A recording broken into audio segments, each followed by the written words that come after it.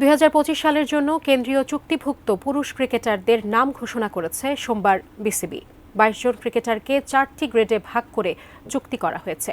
চুক্তিতে বি ক্যাটাগরিতে থাকলেও বিসিবিকে অনুরোধ করে নিজের নাম প্রত্যাহার করে নিয়েছেন সিনিয়র ক্রিকেটার মাহমুদুল্লাহ। সংবাদ বিজ্ঞপ্তি দিয়ে এটি জানিয়েছে দেশের ক্রিকেট নিয়ন্ত্রক সংস্থা। এবার আর ফরম্যাট অনুযায়ী চুক্তি করা হয়নি, চুক্তি করা হয়েছে 4টি ক্যাটেগরিতে, A+, A, B, C O D। আর বিভিন্ন ক্যাটেগরিতে ক্রিকেটারদের বেতনও হবে ভিন্ন ভিন্ন। A+ ক্যাটাগরিতে থাকা একমাত্র ক্রিকেটার তাসকিন আহমেদ, সর্বোচ্চ মাসিক 10 লাখ টাকা বেতন পাবেন তিনি। নাজমুল হোসেন শান্ত, লিটন দাস, মুশফিকুর রহিম ও মেহেদী হাসান মিরাজ রয়েছেন A ক্যাটাগরিতে। এদের মাসিক বেতন 8 লাখ টাকা।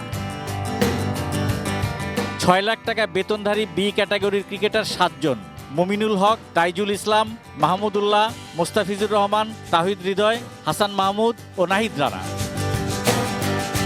ভিশনের ফুলঝুরি মেগা অফারে ফ্রিজ কিনলেই পাচ্ছেন 16 পিসের আকর্ষণীয় গিফট বক্স একদম ফ্রি।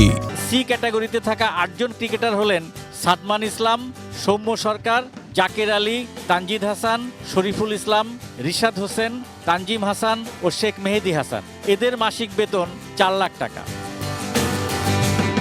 সর্বনিম্ন 2 লাখ টাকা মাসিক বেতনে ডি ক্যাটাগরিতে আছেন মাত্র 2 জন ক্রিকেটার এবং দুজনই বোলার: বাঁহাতি স্পিনার নাসুম আহমেদ ও পেসার খালেদ আহমেদ। চুক্তিটি 2025 সালের 1 জানুয়ারি থেকে 31 ডিসেম্বর পর্যন্ত। মাহমুদুল্লাহ চুক্তি থেকে সরে দাঁড়ানোয় চুক্তিভুক্ত ক্রিকেটার সংখ্যা এখন 21।